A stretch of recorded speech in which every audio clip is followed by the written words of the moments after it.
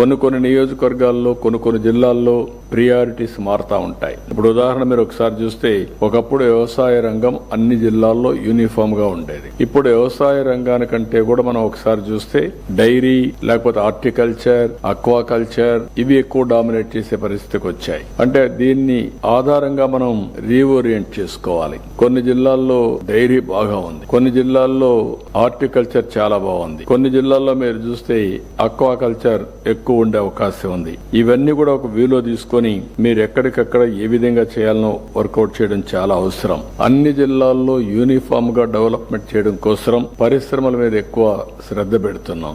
కొన్ని ప్రాంతాల్లో అక్కడ ఉండే ప్రత్యేకమైన పరిస్థితుల్లో మెగా ఇండస్ట్రీస్ వచ్చే అవకాశం ఉంది. అదే సమయంలో ప్రతి ఒక్క నియోజకవర్గానికి ఒక ఇండస్ట్రియల్ పార్క్ ఒకటి పెట్టేదానికి మనం ముందుకు పోయాం. చాలా వరకు స్టార్ట్ చేశాం. తొందరలోనే 3 నెలల్లో లేకపోతే 6 months లో అన్ని నియోజకవర్గాల్లో 175 ఇండస్ట్రియల్ పార్క్స్ ని, ఎంఎస్ఎంఈ పార్కుల్ని ఏర్పాటు చేస్తాం. ఇంకొక పక్కన ఈ మంత్ లోనే ఏదైతే రతన్ టాటా ఇన్నోవేషన్ హబ్ అమరావతిలో, అదే మరి స్పోక్ మోడల్లో విశాఖపట్నం, రాజమండ్రి, విజయవాడ, తిరుపతి, అనంతపూర్ కూడా ప్రారంభించుతాం. ఇవన్నీ వస్తాయి. ఇది అయిన తర్వాత సర్వీస్ అనేది సేవా రంగం ఇది బిగ్గెస్ట్.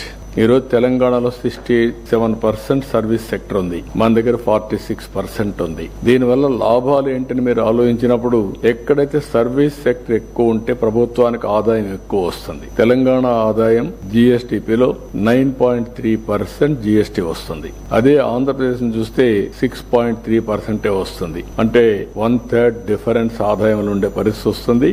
ఆదాయం పెరిగితే తద్వారా పెద్ద ఎత్తున సంక్షేమ కార్యక్రమాలు గాని మనం అనుకున్న సూపర్ 6 గాని ఇవన్నీ ఇచ్చే అవకాశాలు ఉంటాయని చెప్పి కూడా నేను మీకు తెలియజేస్తున్నా. కాబట్టి ఎక్కడికక్కడ మీ జిల్లాలో అనుకూలమైనటువంటి, మీ నియోజకవర్గంలో అనుకూలమైనటువంటి సర్వీస్ సెక్టర్ కి మీరు ప్రాధాన్యత ఇవ్వాలి. ఇందులో హాస్పిటల్స్ వస్తాయి, కాలేజెస్, ఎడ్యుకేషన్ ఇన్స్టిట్యూషన్స్ వస్తాయి, టూరిజం ప్రాజెక్ట్స్ వస్తాయి, బ్యాంకింగ్ వస్తుంది, కమ్యూనికేషన్స్ వస్తాయి. వేరియస్ యాక్టివిటీస్ ని ఇండస్ట్రీ, అగ్రికల్చర్ కానటన్ని ఇక్కడ వచ్చే పరిస్థితి వస్తుంది. దీన్ని మీరు ప్రోత్సహించి ముందుకు తీసుకుపోవాల్సిన అవసరం ఉంది. అయితే ఇక్కడికి వచ్చినప్పుడు ఇలాంటి ఒక విజన్ మీరు తయారు చేసినప్పుడు ఇవి మళ్లీ లాస్ట్ మైల్ లో సెక్రటరియట్ పోయినప్పుడు ప్రియారిటీస్ మారుతా ఉంటాయి. అంటే రాష్ట్ర స్థాయిలో ప్రియారిటీస్ ఒక విధంగా ఉంటాయి, అక్కడి నుంచి జిల్లా లెవెల్లో ప్రియారిటీస్ అక్కడ ఉండే పరిస్థితులకు ఆధారంగా మారుతా ఉంటాయి. అదే మరి నియోజకవర్గానికి పోయే కొందికి ప్రియారిటీస్ దాన్ని బేస్ చేసుకుని అక్కడ కూడా తయారయ్యే పరిస్థితి వస్తుంది. విలేజ్ పోతే డిఫరెంట్ గా ఉంటాయి. అంటే 4 టైర్ స్ట్రక్చర్ లో మనం ముందుకు పోతున్నాం. రాష్ట్రం, జిల్లా, కాన్స్టిట్యున్సీ, సెక్రటరియట్. అదే సమయంలో ఎవ్రీవేర్ టెక్నాలజీని అనుసంధానం చేస్తున్నాం. ఈ విషయం మీరు గుర్తుపెట్టుకోవాలి. టెక్నాలజీ